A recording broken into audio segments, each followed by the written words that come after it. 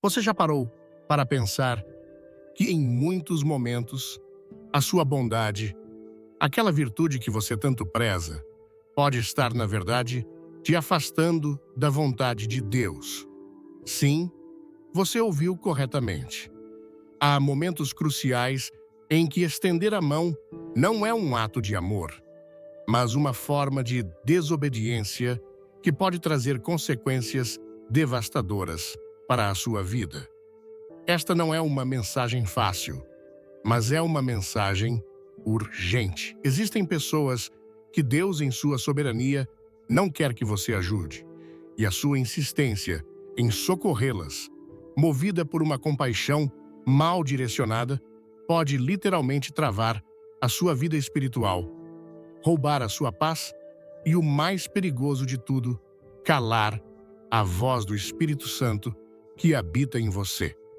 Estamos vivendo dias perigosos, nos quais muitos confundem a verdadeira misericórdia divina com uma permissividade cega e perigosa. Com isso, acabam sustentando o pecado, reforçando o erro nos outros e, sem perceber, se afastando drasticamente do propósito para o qual foram chamados. Por isso, entenda a palavra que Deus libera. Hoje não foi preparada para agradar o seu ego ou para te fazer sentir confortável. Ela não veio para te dar um afago. Ela veio para te acordar. Este é um chamado divino para o discernimento. Deus te adverte hoje com uma seriedade profunda. Existem pessoas que, segundo a sua própria palavra, não merecem a sua ajuda. E continuar investindo nelas é se colocar diretamente contra uma decisão que o céu já tomou. Portanto, prepare o seu coração, pois aquilo que você está prestes a ouvir tem o poder de mudar radicalmente a sua maneira de amar, de servir e de decidir. Mas antes de mergulharmos fundo nesta verdade libertadora, quero te pedir uma coisa. Se você sente no seu espírito que esta mensagem é para você, que você precisa deste despertar, comente agora a palavra desperta. E garanto a você, fique até o final, porque a última chave que vou revelar pode ser exatamente aquela que vai libertar a sua vida de uma vez por todas. Primeiro tipo de pessoa, aquele que recusa a correção. Provérbios 9, 8, 13, 18. A Bíblia não nos chama para salvar todo mundo a qualquer custo, nem para insistir com aqueles que já deixaram claro que não querem mudar. Há uma diferença espiritual muito séria entre o pecador arrependido e o rebelde que recusa a correção. O primeiro chora diante de Deus, clama por misericórdia, deseja ser restaurado. O segundo fecha o coração, rejeita conselhos, despreza repreensões e se endurece cada vez mais na sua teimosia. E é exatamente sobre esse segundo tipo de pessoa que o Espírito Santo nos alerta hoje, aquele que rejeita toda forma de correção. Em Provérbios 9, versículo 8, declara com clareza cortante: não repreenda o zombador, caso contrário, ele o odiará. Repreenda o sábio e ele o amará. Há um espírito em alguns que não apenas resiste à correção, ele zomba dela. Eles não suportam ouvir a verdade. E ao serem confrontados, não se arrependem, se irritam. Eles não se quebrantam, se levantam contra.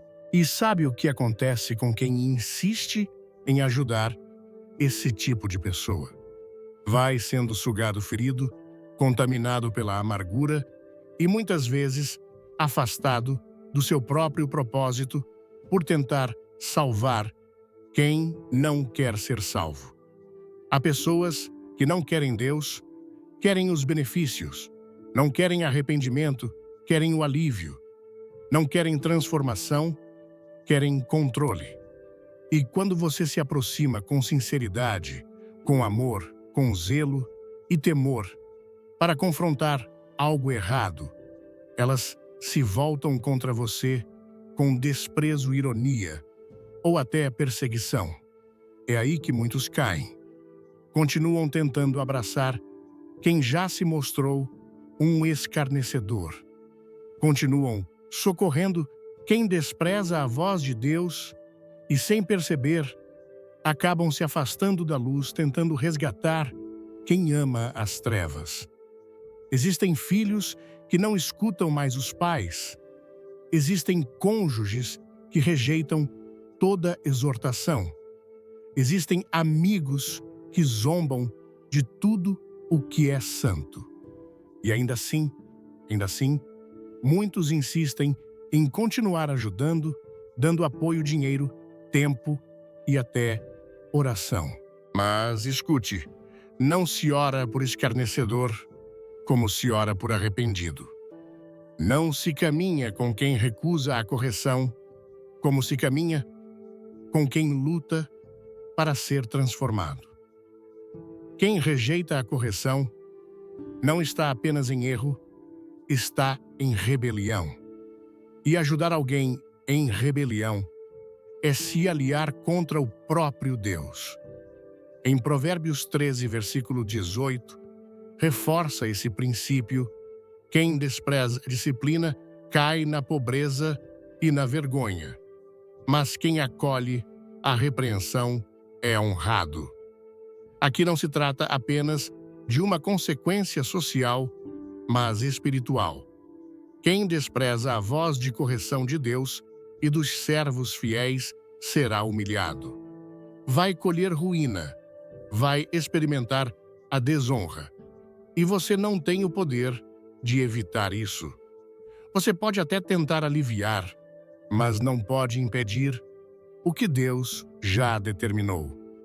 Muitos estão tentando segurar vidas que Deus já entregou à disciplina. Muitos estão tentando proteger quem está sendo tratado com vara. E sabe qual é o resultado? Perda, cansaço, tristeza. Antes de começar, deixe um comentário com o número 1 e se inscreva no canal para não perder nenhum conteúdo. Porque a ajuda que você oferece é contrária àquilo que o céu está fazendo. A correção é uma das expressões mais poderosas do amor de Deus. Em Hebreus 12, versículo 6, diz que o Senhor corrige a quem ama e açoita a todo filho a quem recebe. Pois o Senhor disciplina a quem ama e castiga todo aquele a quem aceita como filho. Então, quando alguém rejeita a correção, não está apenas ignorando um conselho, está rejeitando o próprio amor de Deus. E como podemos continuar ajudando alguém que rejeita o amor do Pai? Como podemos persistir tentando resgatar quem se agarra ao orgulho como um escudo e trata toda a advertência como ataque? É aqui que muitos estão tropeçando, tentando exercer misericórdia, onde já se faz necessário o juízo. A verdade é que há momentos em que se afastar é obedecer. Há pessoas que só vão começar a repensar a vida quando sentirem o peso do abandono daqueles que tanto insistiram. Às vezes, é o silêncio que fala mais alto. Às vezes, é a distância que desperta a consciência. E isso não é falta de amor, isso é sabedoria espiritual. Jesus não correu atrás de Herodes. Ele não explicou nada aos zombadores na cruz. Ele ficou em silêncio diante de Pilatos. Porque há um ponto em que a palavra já foi dita, o alerta já foi dado e o coração da pessoa decidiu resistir. Insistir além disso é falta de discernimento. Em nossos dias, a cultura ensina que amar é aceitar tudo que ajudar é nunca desistir. Que misericórdia é ignorar o pecado. Mas o Evangelho de Cristo nos mostra outra realidade. O verdadeiro amor confronta, a verdadeira ajuda liberta e não acorrenta. A verdadeira misericórdia aponta para o arrependimento e não alimenta a rebeldia. Quando você ajuda alguém que odeia ser corrigido, você está plantando sementes no deserto. E pior, corre o risco de ser esmagado pela rejeição e pela dureza de coração daquele que não quer ser transformado. Há um peso espiritual em conviver com quem recusa a correção. Aos poucos, você vai se cansando, vai se desanimando, vai sendo contaminado com a incredulidade, com a murmuração, com a resistência. Sua vida de oração começa a esfriar. Sua disposição para obedecer começa a vacilar. E tudo porque você está tentando carregar alguém que despreza tudo aquilo que te fortalece.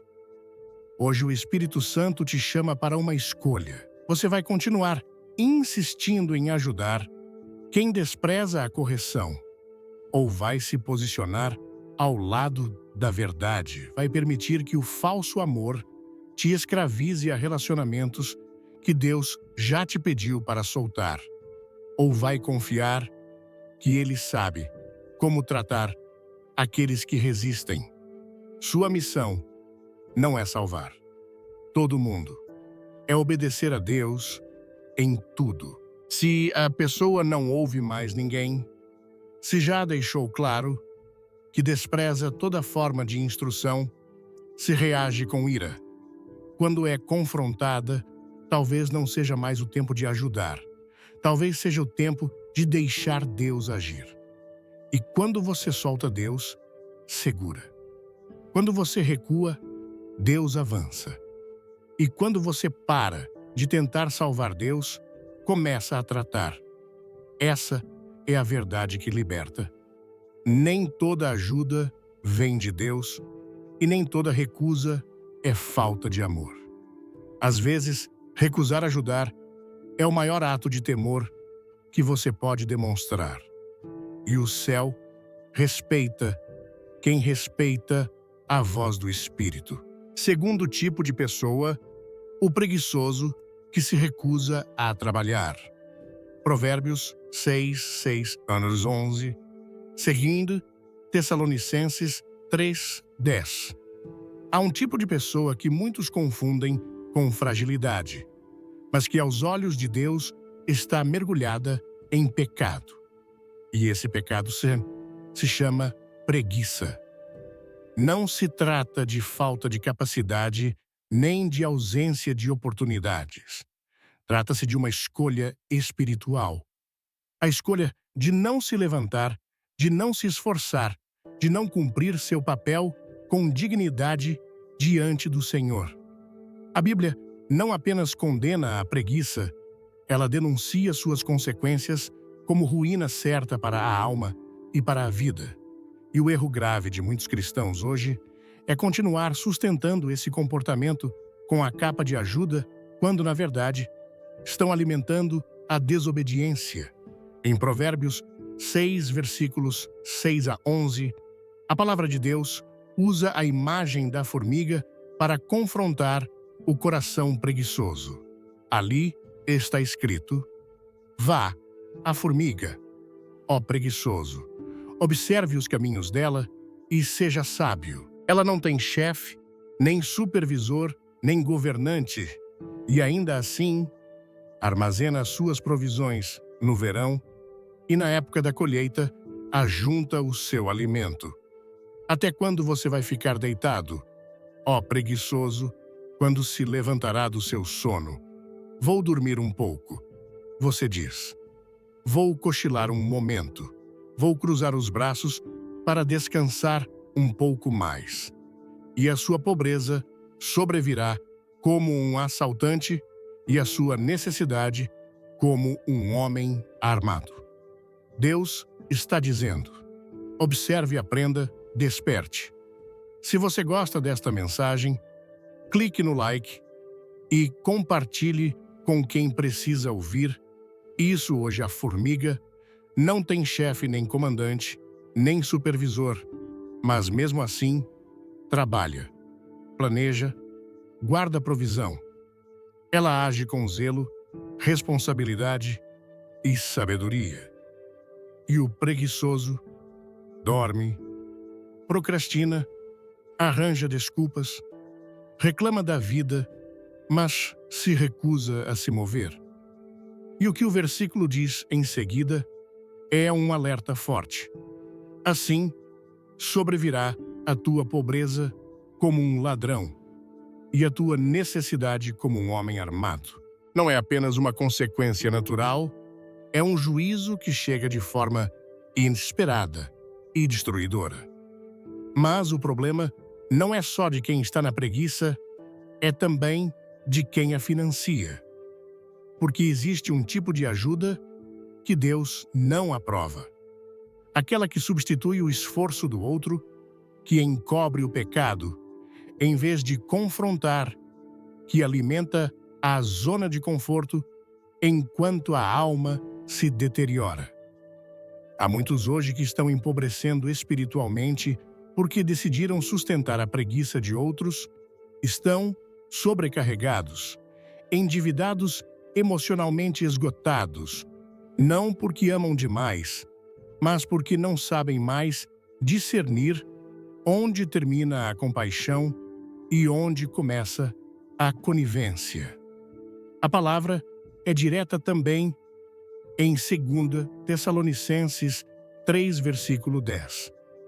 Quando ainda estávamos com vocês, ordenamos: se alguém não quiser trabalhar, também não coma. Veja, não é sobre quem não pode trabalhar, mas quem não quer. Paulo estava lidando com pessoas que, mesmo tendo condição, estavam vivendo às custas da igreja, ocupando tempo, consumindo recursos e atrasando a missão. E o que o apóstolo ordena ali é um princípio divino. Não sustente a preguiça, não confunda a caridade com cegueira. Não use a fé como desculpa para manter a desordem. O Evangelho não incentiva parasitismo. Ele chama a responsabilidade, a diligência, a boa administração da vida. Quantos pais estão hoje sustentando filhos adultos que se recusam a trabalhar? Quantos líderes estão encobrindo membros que se acomodaram no ministério e vivem dependentes dos outros? Quantas esposas estão carregando o fardo emocional e financeiro de maridos que se entregaram à inércia, não por doença ou dificuldade, mas por egoísmo e desobediência? E sabe o que está por trás disso tudo? Uma mentalidade que desonra o mandamento bíblico de cultivar e guardar. Desde o Éden, Deus estabeleceu o princípio do trabalho como parte da bênção, não como maldição. O suor do rosto é sagrado, o esforço é digno, o cansaço é honrado. Mas o preguiçoso quer o fruto sem plantar, quer a colheita sem semear, quer a honra sem sacrifício. E quando alguém se recusa a trabalhar, está dizendo a Deus: eu não preciso da tua ordem. Está desafiando o princípio divino de responsabilidade. E mais do que isso, está usando os outros como escudo. Porque o preguiçoso nunca anda sozinho. Ele sempre encontra alguém que aceite carregá-lo. Sempre há uma alma bem intencionada, mas espiritualmente despreparada, disposta a alimentar o que Deus está querendo corrigir.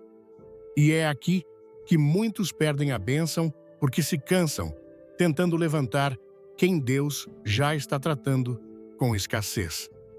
A falta de diligência não é apenas um problema prático, é um pecado espiritual. É um sinal de desprezo pela mordomia que Deus confiou é um sintoma de orgulho disfarçado de fragilidade. É a recusa de reconhecer que a vida exige esforço, constância e sacrifício. Por trás da preguiça, muitas vezes, está um coração rebelde que espera que tudo venha fácil, que os outros resolvam, que a vida se ajuste sem renúncia. E esse tipo de coração, quando é ajudado constantemente, se torna cada vez mais endurecido. Ajuda que não confronta se transforma em prisão. Quando você suprime a dor que levaria a pessoa ao arrependimento, você atrasa o processo de Deus. Quando você sustenta quem se recusa a crescer, você se torna cúmplice da estagnação. E o que parecia amor vira obstáculo. O que parecia cuidado vira muleta. E a bênção que você carrega começa a ser drenada por quem escolheu não se levantar. Deus não te chamou para carregar quem decidiu permanecer no chão. Deus te chamou para levantar os que querem andar, para estender a mão aos que desejam a mudança, para caminhar com quem está disposto a romper com o comodismo. É tempo de discernir quem quer ser curado e quem se alimenta da dor, para manipular quem precisa de ajuda e quem escolheu a dependência como estilo de vida. E para isso é necessário coragem espiritual, porque muitos que vivem sustentando o preguiçoso se sentem culpados quando pensam em parar. Acham que estão negando amor, que estão sendo duros demais. Mas a verdade é que continuar ajudando nesses casos é ser mais generoso do que Deus. E ninguém pode ser mais justo que o Senhor. Ele mesmo diz: não comerá. Isso não é crueldade, é sabedoria. Porque só o confronto traz mudança, só a ausência de resultados desperta a consciência. Só a escassez que dói pode gerar um clamor verdadeiro. Por isso, o alerta é claro: pare de sustentar o pecado com o nome de amor. Pare de encobrir o erro com a capa da ajuda. Preguiça não é debilidade, é desobediência. E Deus não está te pedindo para proteger a desobediência de ninguém. Ele está te chamando a obedecer. E obedecer muitas vezes é recuar, é deixar faltar, é permitir que a disciplina divina cumpra seu papel. É confiar que o mesmo Deus que mandou você amar, mandou também que você não alimentasse a preguiça. Então hoje, examine a quem você está ajudando. Veja se essa ajuda está gerando fruto ou se está alimentando a inércia. Pergunte ao Espírito Santo se é para continuar ou se é hora de parar. E lembre-se, ajudar não é sempre dar. Às vezes, é negar corrigir, recuar, confiar. Porque quando você para de ajudar, quem se recusa a obedecer, você abre espaço para Deus agir de forma plena. E o que você não conseguiu mudar com esforço, Deus muda com um toque. Não saia antes do final. Tem uma surpresa especial esperando por você. Terceiro tipo, o zombador das coisas santas. Salmos 1, 2, Pedro 3, 3, 4. Há pessoas que não apenas ignoram a fé, mas a desprezam. Não se contentam em viver distantes de Deus. Elas zombam abertamente daquilo que é santo, ridicularizam a oração, fazem piada da Bíblia, debocham dos servos fiéis e tratam o nome de Jesus como algo banal. E o mais preocupante é que muitos cristãos, por medo de parecerem intolerantes, continuam ajudando, caminhando e até abrindo o coração para pessoas, assim como se a zombaria fosse apenas uma diferença de opinião. Mas a palavra de Deus não vê dessa forma. A Bíblia não ensina a conviver com o escarnecedor. Ela ensina a se afastar dele. Em Salmos 1, versículo 1 está escrito: Bem-aventurado aquele que não anda segundo o conselho dos ímpios, não se detém no caminho dos pecadores, nem se assenta na companhia dos zombadores. Essa é uma advertência direta.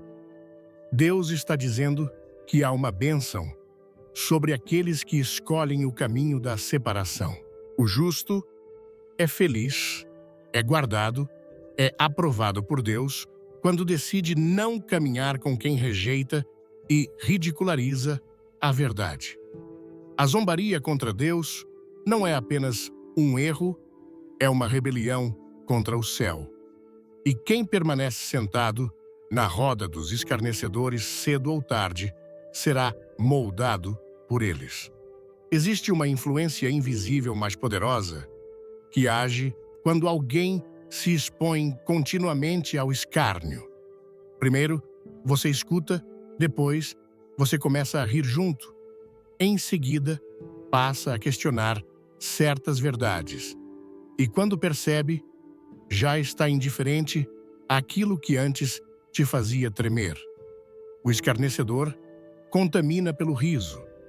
Ele planta dúvida com frases aparentemente inocentes. Ele destrói a reverência com pequenos gestos. E o que parecia um simples convívio se torna uma armadilha espiritual. Em 2 Pedro 3, versículos 3 e 4 diz: Antes de tudo, saibam que nos últimos dias surgirão escarnecedores que zombam e seguem os seus próprios desejos impuros. Eles dirão: o que houve com a promessa da sua vinda? Desde que os antepassados morreram, tudo continua como desde o princípio da criação. Eles não perguntam por fé, eles debocham por incredulidade. Eles não têm sede de Deus, zombam pelas promessas. O escarnecedor não está em busca de salvação, está em campanha contra a santidade. E ajudar alguém assim não é bondade, é imprudência. Porque você não está estendendo a mão a alguém ferido, está fortalecendo quem quer destruir aquilo que você ama. Muitos cristãos hoje confundem amor com tolerância indiscriminada. Pensam que para demonstrar o caráter de Cristo, precisam aceitar todas as vozes, todas as conversas, todas as companhias. Mas Jesus nunca sentou à mesa com os zombadores para ouvir o que eles pensavam sobre Deus. Ele se aproximava dos pecadores arrependidos, dos sedentos, dos quebrantados. Ele nunca buscou convencer quem já havia decidido desprezar a verdade. E nós também precisamos entender essa diferença. Ajuda não pode ser transformada em aliança com a escuridão. Você não pode andar com quem escarnece daquilo que te mantém de pé. Quem zomba da palavra está zombando do próprio Cristo. E se você permanece ao lado de alguém assim, tentando sustentar o relacionamento, oferecendo recursos, tempo e atenção, você está, sem perceber, colaborando com o avanço da incredulidade. Porque cada vez que um escarnecedor recebe apoio, ele se sente mais confiante em sua rebelião. E o pior é que o escarnecedor não vem com aparência de mal. Ele vem como amigo. Ele vem com charme, com humor, com argumentos sofisticados. Ele se esconde atrás de opiniões diferentes, de visões modernas, de questionamentos saudáveis. Mas por trás disso está um coração endurecido.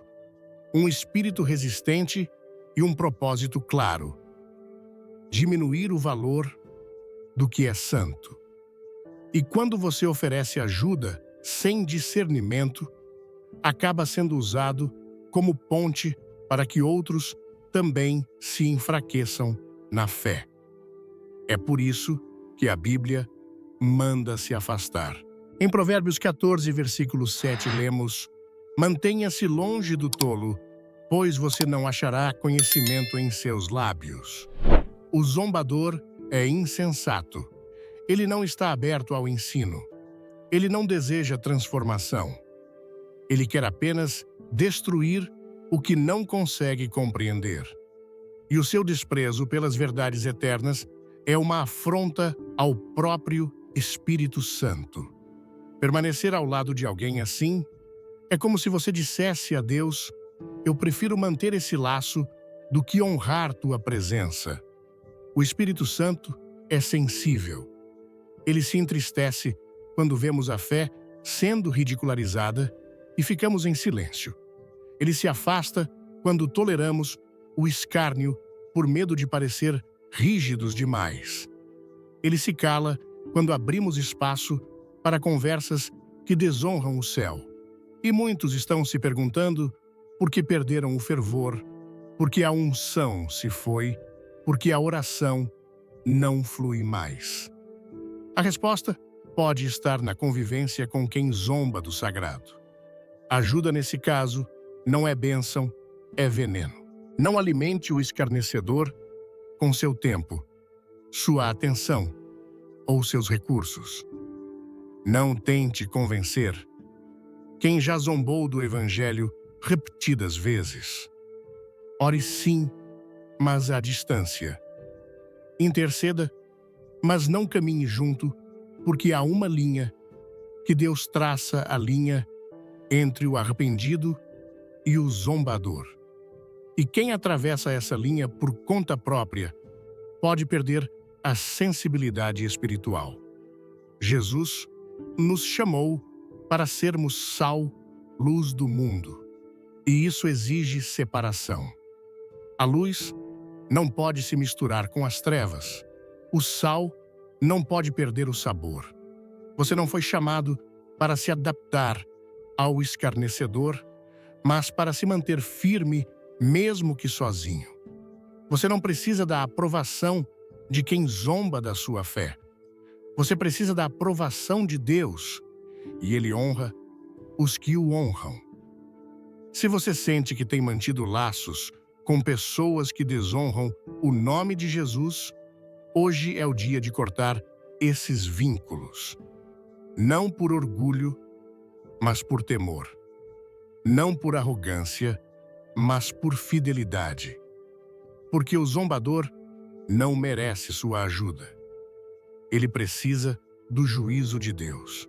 E só quando você sai do caminho, Deus entra com justiça. Quarto tipo, o rebelde que vive na prática do pecado. Hebreus 10, 26. Romanos 6, 1, 2. Há uma linha que o céu não ignora, mas que muitos cristãos insistem em cruzar por ingenuidade ou medo de confrontar. É a linha entre o arrependido e o rebelde. O arrependido cai, mas chora. Erra, mas luta para voltar. O rebelde não. Ele se entrega ao pecado com frieza, com convicção, com desprezo pela santidade. Ele sabe o que é certo, mas escolhe o errado. Conhece a verdade, mas a rejeita. E quando você tenta ajudar alguém assim, insistindo em amor, onde já há rebeldia declarada, você corre o risco de se tornar cúmplice daquilo que o próprio Deus está resistindo. Em Hebreus 10, versículo 26, é uma das passagens mais severas da Bíblia. Porque se nós pecarmos deliberadamente, depois que recebemos o conhecimento da verdade, já não resta sacrifício pelos pecados. Não estamos falando de uma queda. Estamos falando de uma decisão, uma escolha deliberada por permanecer no erro, mesmo após conhecer a luz. Essa é a essência da rebelião espiritual, a consciência do certo, acompanhada pela recusa em obedecer. E o que o texto diz, não resta mais sacrifício. O sangue já não é aplicado sobre quem pisa nele com desdém. Quer mais reflexões como esta? Deixe um comentário e siga o canal para se inspirar sempre. O problema é que muitos não percebem a gravidade de conviver, apoiar ou sustentar quem está nessa condição. Acham que estão sendo compassivos, misericordiosos, cheios de graça. Mas a palavra nos mostra que há um ponto onde continuar insistindo já não é misericórdia, é desobediência. O amor verdadeiro corrige. E quando a correção é rejeitada repetidamente, o amor verdadeiro se afasta não por falta de compaixão, mas por respeito à santidade. Em Romanos 6, versículos 1 e 2, também traz esse confronto com clareza. Que diremos então? Continuaremos no pecado para que a graça transborde? De maneira nenhuma. Nós, os que morremos para o pecado, como ainda viveremos nele. O Evangelho nunca foi licença para continuar errando. Graça não é permissão para viver em impureza. E quando alguém faz da graça um escudo para seus pecados constantes, está zombando.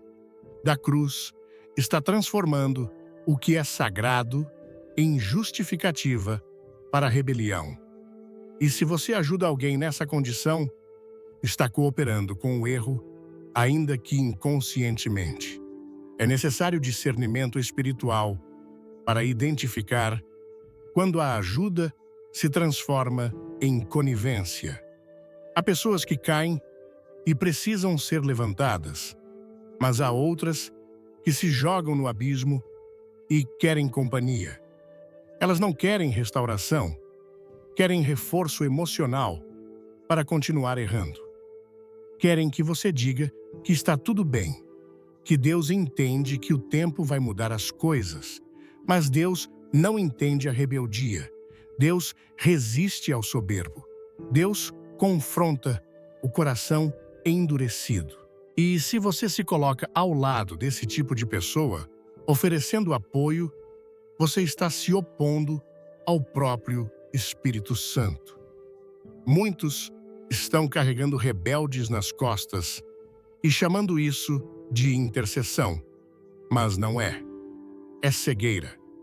É falta de coragem para reconhecer que há pessoas que já escolheram seu caminho e que continuar insistindo é se prender a quem já se desligou de Deus. Ajudar alguém que vive conscientemente na prática do pecado é o mesmo que tentar salvar um fugitivo da justiça divina, é colocar-se entre a mão de correção de Deus e o coração rebelde de quem não quer mudança. O amor bíblico não é passivo. Ele não tapa os olhos para o erro. Ele não alimenta o pecado com silêncio. Ele exorta. Ele corrige. E quando não há arrependimento, ele se retira. Foi isso que Deus fez com o povo de Israel diversas vezes.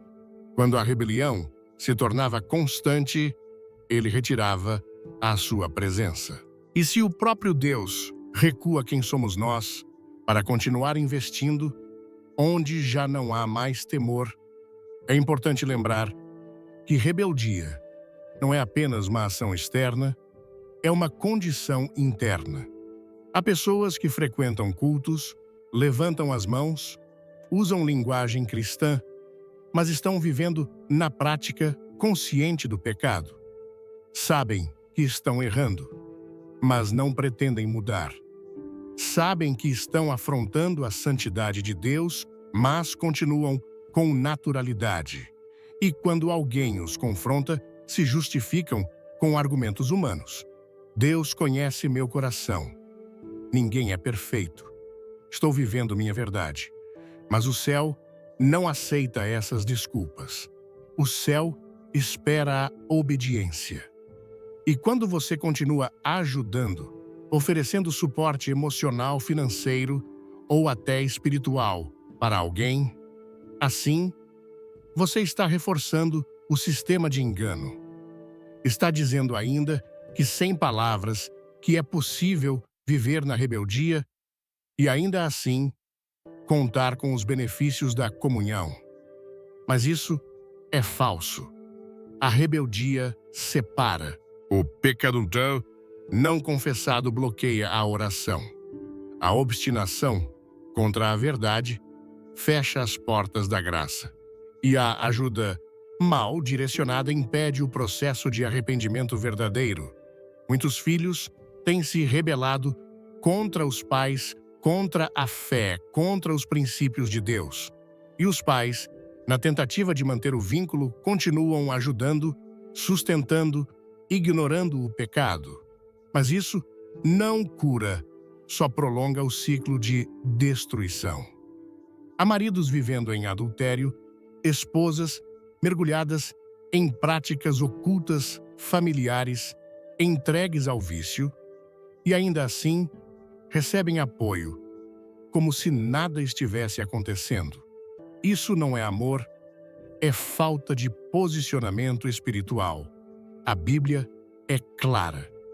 Em Ezequiel 18, versículo 24, contudo, se um justo se desviar da sua justiça e cometer pecado, e as mesmas práticas detestáveis dos ímpios deverá ele viver. Nenhum dos seus atos de justiça será lembrado por causa da infidelidade de que é culpado, e dos pecados que cometeu, ele morrerá. Não se brinca com a santidade de Deus. E ajudar alguém que está zombando dessa santidade com sua vida é um erro grave. O chamado de hoje é para discernir. O Espírito Santo está nos ensinando a separar o quebrantado do obstinado, o pecador arrependido do rebelde disfarçado. Não há salvação onde não há rendição e não há libertação onde não há verdade. Se alguém não deseja se render, não merece sua ajuda. Ore sim, interceda sim, mas recuse ser cúmplice. Recuse ser o apoio de quem despreza a cruz. Porque Deus não tolera a rebelião, e nós também não devemos tolerar. Quem se recusa a deixar o pecado consciente está em guerra contra o céu. E o lugar do cristão não é entre os rebeldes, mas entre os fiéis. Escolha de que lado você está. Porque ajudar o rebelde é desobedecer ao Deus Santo que nos chamou para a verdade. Assista até o fim. Comente amém e marque um amigo para abençoar a vida dele. Quinto tipo, o manipulador que se aproveita da sua bondade. Mateus 10:16. Provérbios 14:15.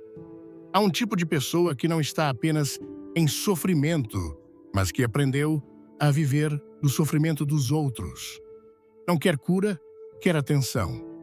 Não quer transformação, quer controle. E para isso, ela se disfarça de fraca, de vítima, de carente. Mas por trás da aparência quebrada, existe um espírito manipulador calculista que usa a bondade alheia como ferramenta de dominação emocional. Muitos cristãos têm sido presos nesse ciclo, ajudando sem parar, se esgotando mentalmente, se arruinando financeiramente porque não conseguem enxergar que, às vezes, quem pede ajuda não está precisando, está se aproveitando. Jesus disse em Mateus 10, versículo 16, prestem atenção, eu os envio como ovelhas no meio de lobos. Portanto, sejam prudentes como as serpentes e inocentes como as pombas. A ordem é clara: prudência e simplicidade. Não basta ter um coração bom, é preciso ter olhos espirituais abertos. O manipulador não se apresenta com dentes de lobo. Ele vem com palavras doces, com histórias comoventes, com lágrimas, no momento certo. Mas tudo faz parte de um teatro emocional que tem um objetivo: manter você preso pelo laço da culpa e do falso amor.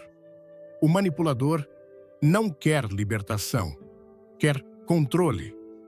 Ele não busca a verdade, busca se manter no centro das atenções. E quando encontra alguém disposto a ajudar, transforma essa pessoa em instrumento de exploração. Vai tomando tempo, energia, recursos, paz e até mesmo a comunhão com Deus. E quanto mais você oferece, mais ele exige. Quanto mais você se entrega, mais ele reclama. Porque o manipulador não se satisfaz, ele consome. E se você não tiver discernimento, vai chamar isso de ministério, quando na verdade é laço. Em Provérbios 14, versículo 15 diz: o ingênuo acredita em qualquer coisa, mas o prudente presta atenção onde pisa. O simples aqui não é o puro, é o ingênuo.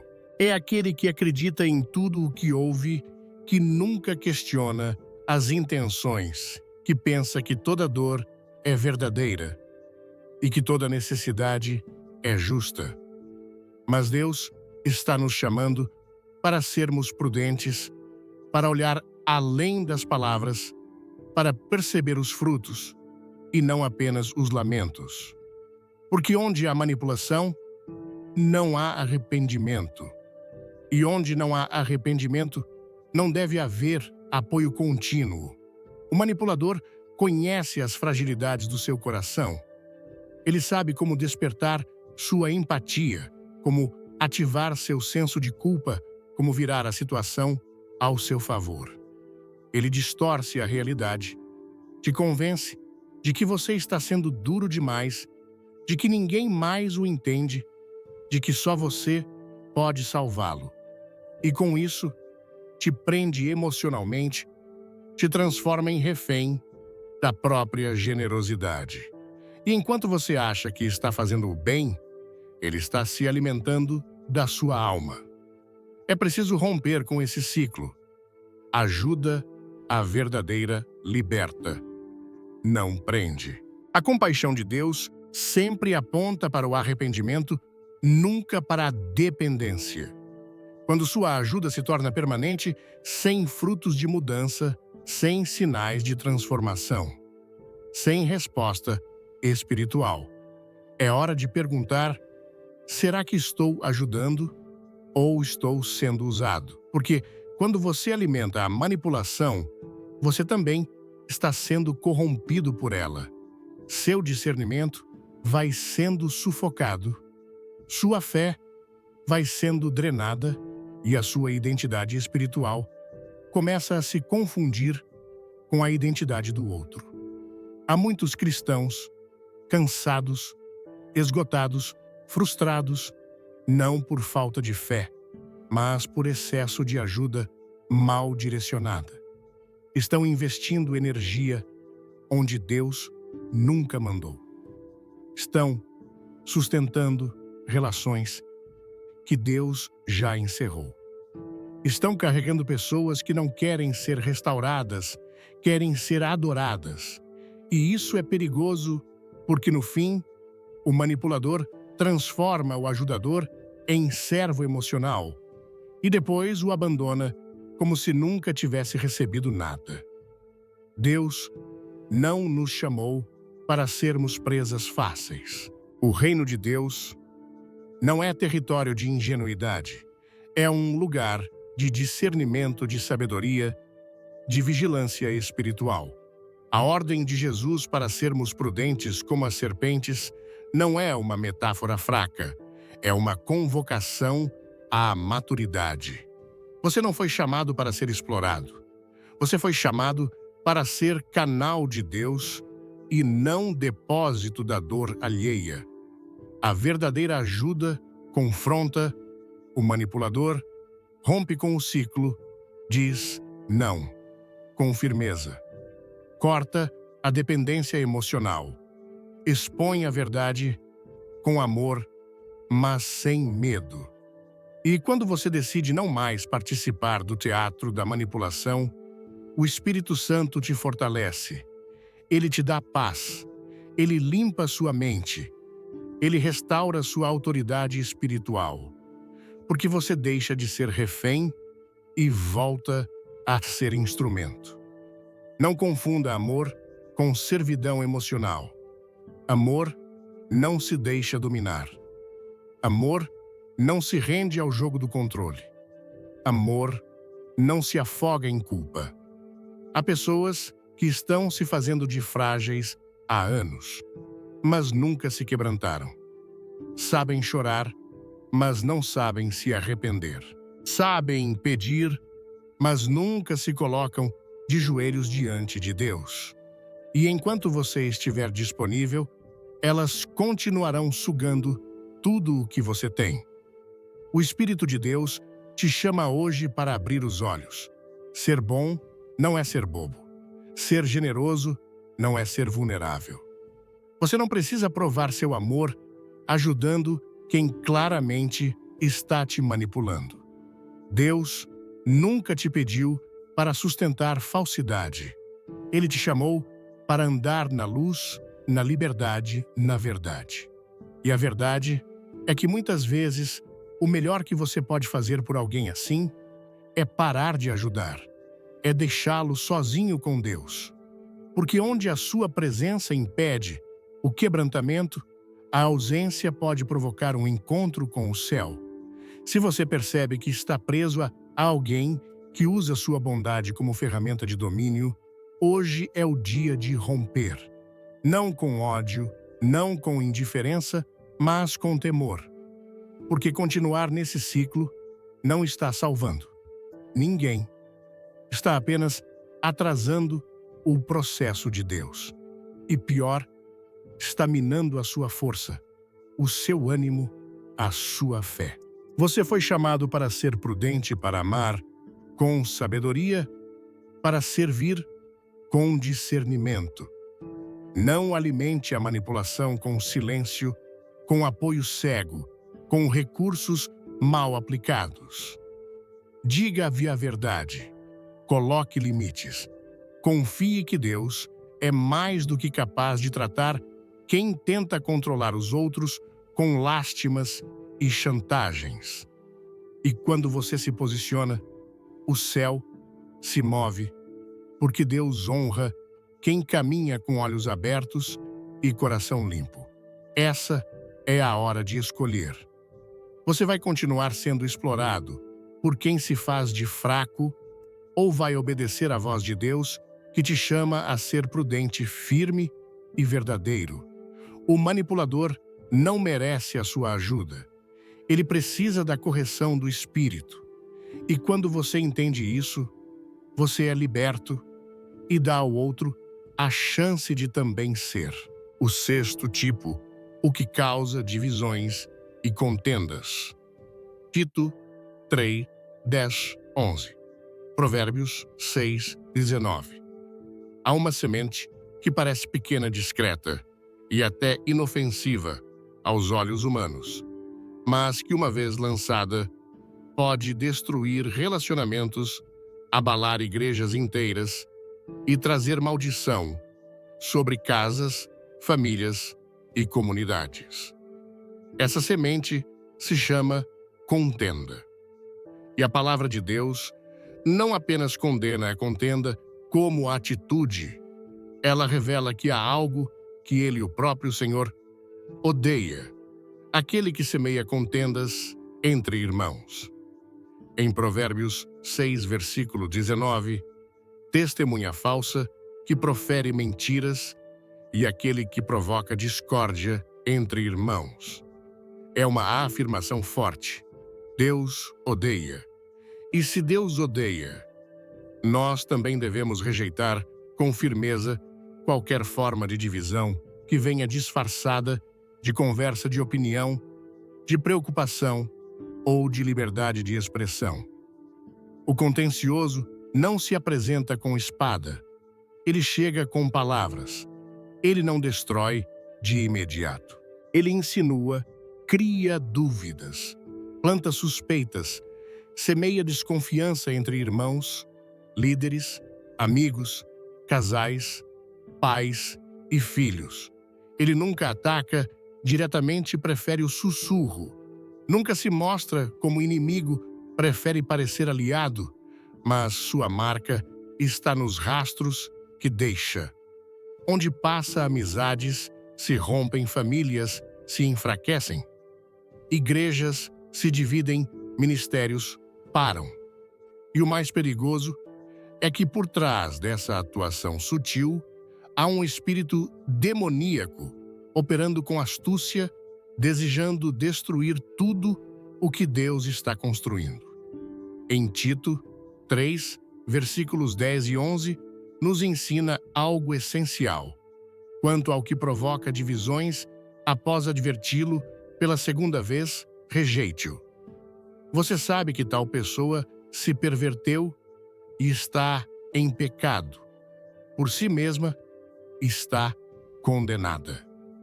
Veja a seriedade desse texto. Deus não manda insistir, não manda tolerar, manda evitar. Depois da segunda advertência, a ordem é clara: afaste-se.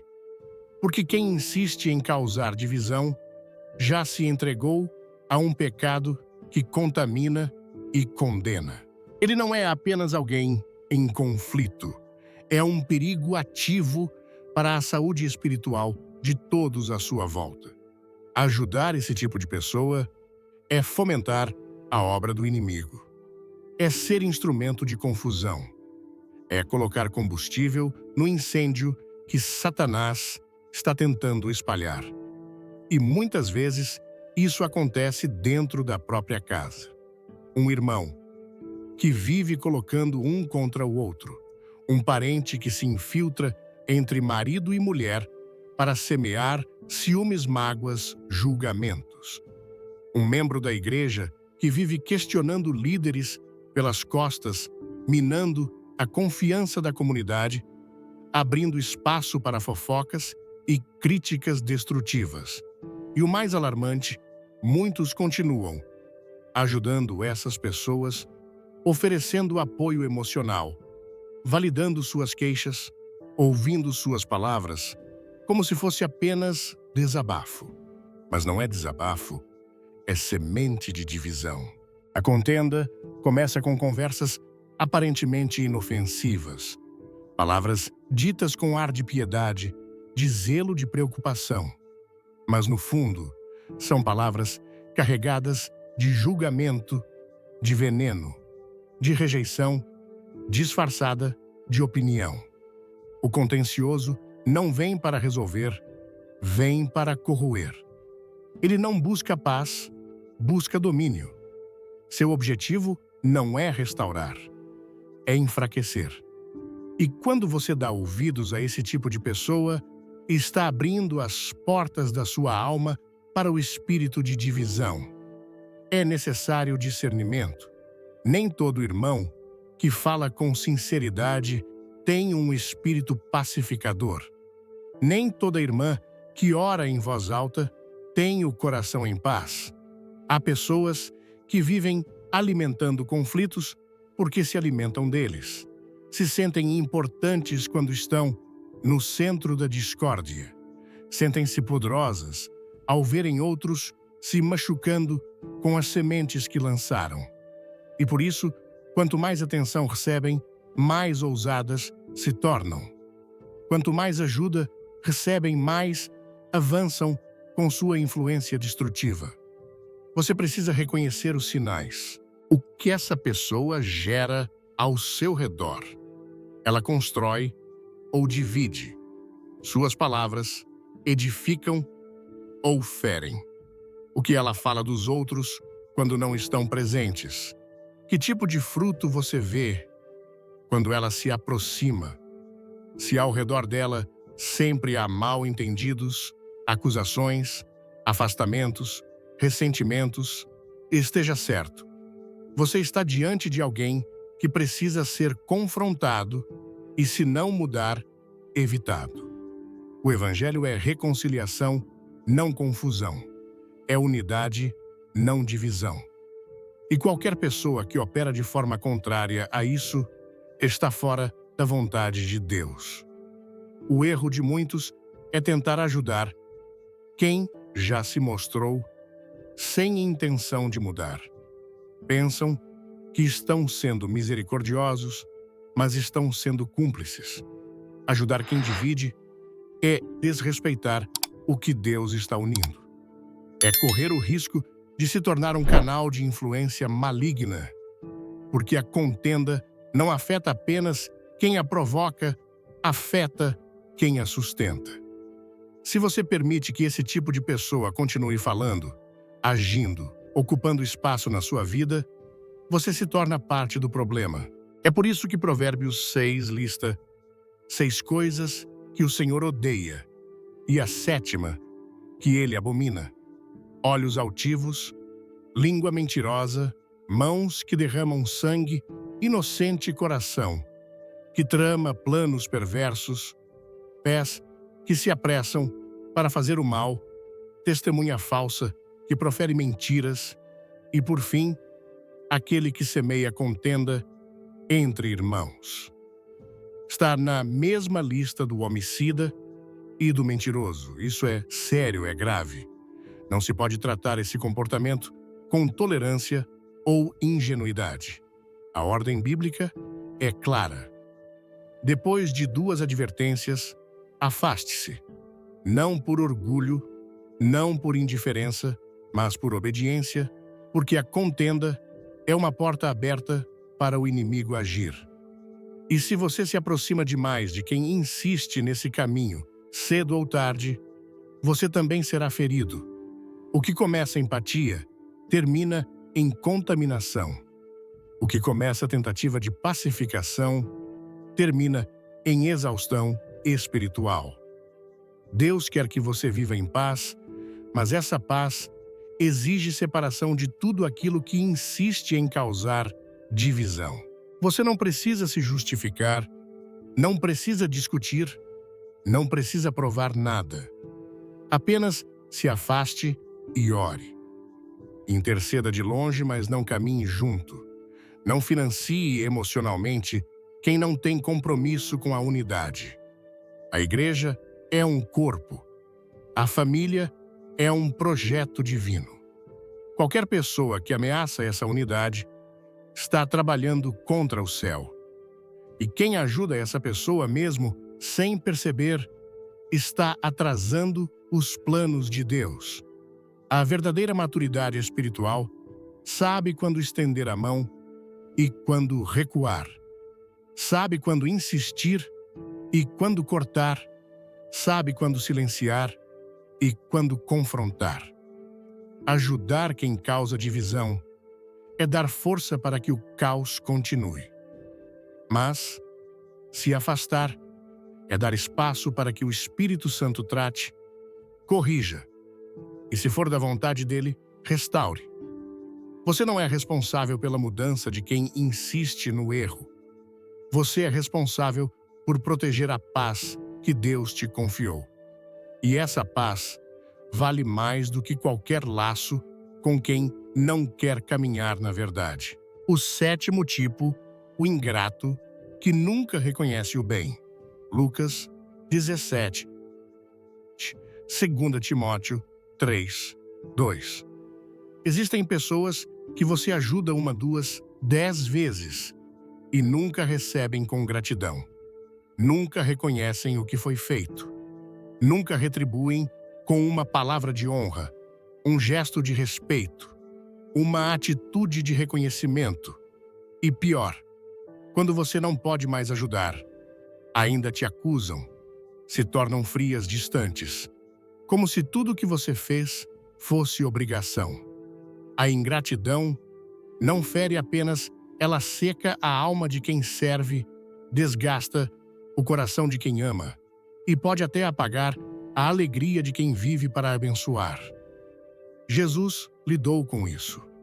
Em Lucas 17, versículo 17, ele cura 10 leprosos, 10 vidas completamente restauradas, 10 homens marcados pela exclusão, agora livres. Mas apenas um voltou, apenas um se prostrou e agradeceu. E aí a pergunta de Jesus atravessa o tempo, ecoa ainda hoje. Não foram purificados todos os 10 onde estão os outros 9? O problema não foi a ausência dos outros, foi assim a ausência de gratidão, a ausência de honra, a ausência de reconhecimento por algo que nenhum deles poderia ter feito por si mesmos. É sobre isso que precisamos falar. Há pessoas que vivem de receber. Elas exigem, cobram, reclamam, fazem cara feia, manipulam com palavras, mas nunca demonstram gratidão verdadeira. E há quem continue tentando agradá-las, achando que um dia isso vai mudar. Mas a verdade é dura. Quem não é grato no pouco, não será no muito. Quem não honra o que recebe, não está pronto para o que virá. A gratidão é uma chave espiritual que abre portas no céu, e onde ela não existe, a bênção de Deus não permanece. Em 2 Timóteo 3, versículo 2, Paulo descreve os últimos dias e lista características dos homens nos tempos finais. Isso porque os homens serão amantes de si mesmos, apegados ao dinheiro, arrogantes, orgulhosos, blasfemos, desobedientes aos pais, ingratos, ímpios. Veja a gravidade. A ingratidão está ao lado da arrogância e da blasfêmia. Ou seja, não é uma falha de personalidade, é uma corrupção espiritual. A pessoa ingrata vive como se tudo que recebe fosse obrigação dos outros. Não vê bondade, não vê sacrifício, não enxerga o esforço. E por isso, nunca honra, nunca valoriza, nunca se quebranta. É como tentar encher um vaso furado. Você dá e nunca é suficiente. Você ajuda e ela reclama do que faltou. Você se sacrifica e ela exige mais. E o pior, se um dia você disser não, ela se volta contra você. Porque o ingrato não ama. Ele se serve. Não se aproxima por honra, se aproxima por interesse. E quando o que você oferece acaba, acaba também a relação. Mas isso não é amizade, nem família, nem irmandade. Isso é abuso disfarçado de convivência. Ajudar alguém com esse tipo de coração, continuamente, é uma forma de fortalecer a deformação espiritual dessa pessoa. Quando você insiste, mesmo sem ver fruto de honra, está permitindo que a ingratidão se sinta confortável. Está dizendo, ainda que sem palavras, pode continuar sendo assim, que eu continuo aqui. Mas o Espírito Santo nos chama à maturidade. Ele nos mostra que gratidão é fruto de caráter, é expressão de temor. E onde não há esse fruto, é hora de parar e refletir. Será que minha ajuda está edificando ou apenas sustentando o ego alheio? Não se trata de esperar retribuições humanas. Se trata de reconhecer os sinais espirituais. Deus ama a honra. Deus responde ao reconhecimento. Deus se manifesta no coração que se dobra com gratidão. E o contrário também é verdade. Onde a gratidão é rejeitada, o espírito se entristece. Onde não há valorização do que é dado, o céu silencia. Por isso, muitos estão vivendo estagnação espiritual, emocional, até financeira, porque continuam despejando energia em pessoas que nunca agradeceram por nada, pais que deram tudo e colhem desprezo, líderes que formaram pessoas e foram esquecidos, amigos que ajudaram nos piores dias e foram deixados de lado, cônjuges que se sacrificaram por anos e hoje são tratados com frieza. Tudo isso tem um nome: ingratidão. E continuar ajudando quem não reconhece é prolongar um ciclo de desonra que não termina bem. Porque Deus é Deus de princípios, e um desses princípios é: a quem honra, honra. O próprio Deus afasta sua presença de onde não há reconhecimento. Israel murmurava no deserto, mesmo depois de tantos milagres. E o resultado foi o juízo. Ingratidão fecha portas. E se você continuar insistindo em servir quem despreza o que você faz, vai acabar cansado, frustrado, vazio. Porque a bênção que você carrega não foi feita para ser desperdiçada. Ela precisa ser entregue a quem valoriza, a quem honra, a quem responde com gratidão. Gratidão não é só dizer obrigado, é mostrar com atitudes que você reconhece o valor do outro. Quem é grato, protege. Quem é grato, retribui. Quem é grato, cuida.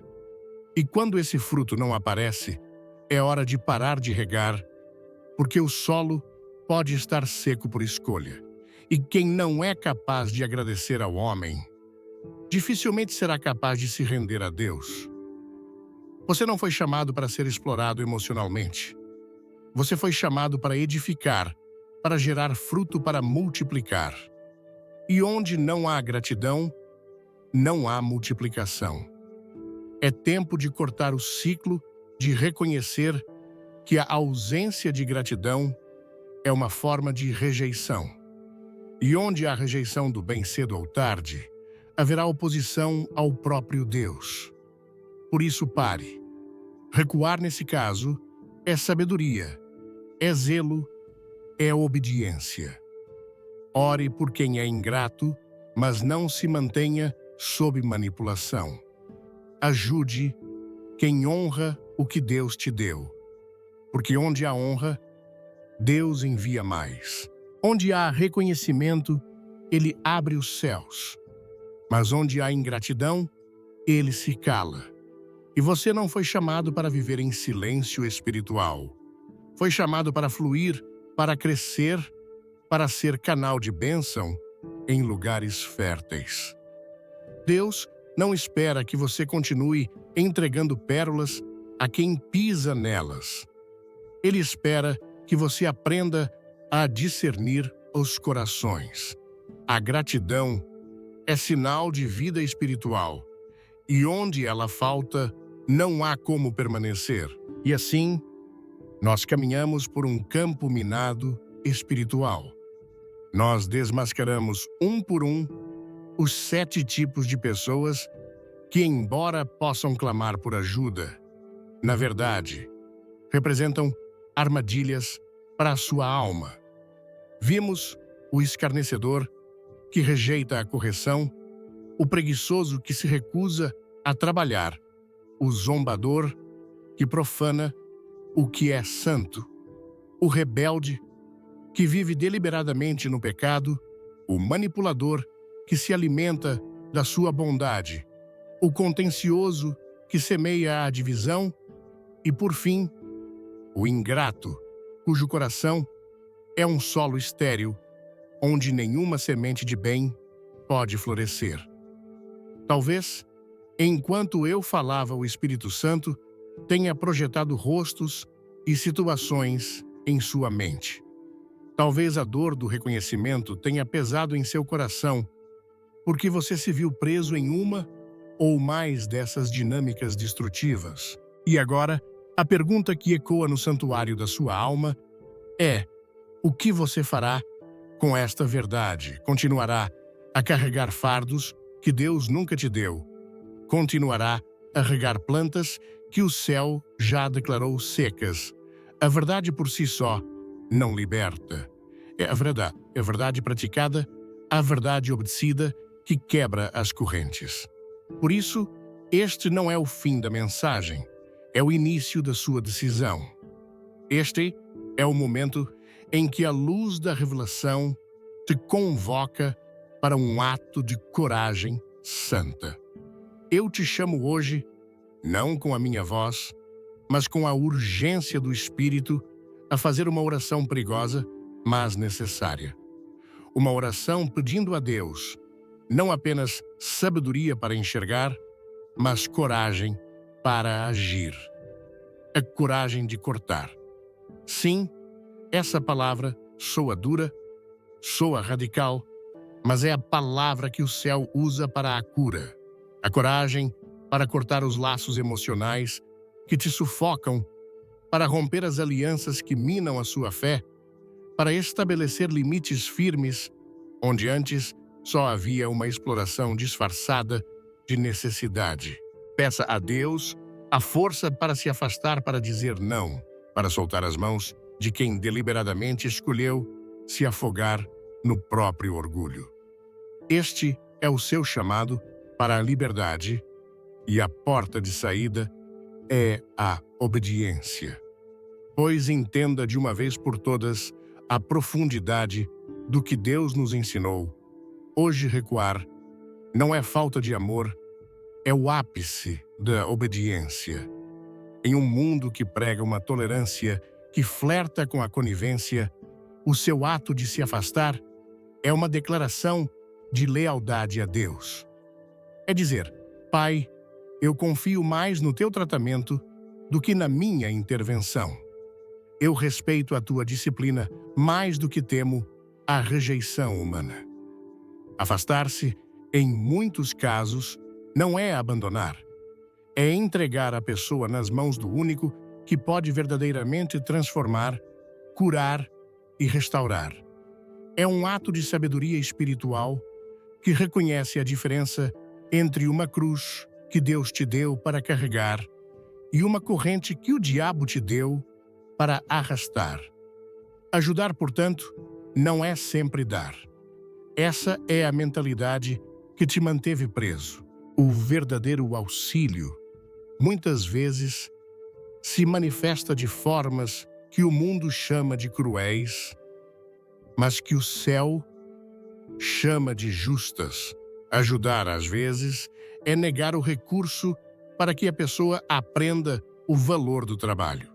É corrigir a rota, mesmo que a verdade doa, para que a alma não se perca eternamente. É permitir que a ausência da sua presença gere um clamor por uma presença muito maior, a de Deus. É confiar que a disciplina divina, embora amarga no presente, produzirá um fruto de justiça e paz no futuro. Deixar de ser o Salvador é permitir que o verdadeiro Salvador Jesus Cristo inicie a sua obra. Pare de tentar fazer o trabalho do Espírito Santo. Ele é o único qualificado para convencer do pecado, da justiça e do juízo. O seu papel é obedecer e a sua obediência abrirá o caminho para o milagre que a sua insistência estava impedindo.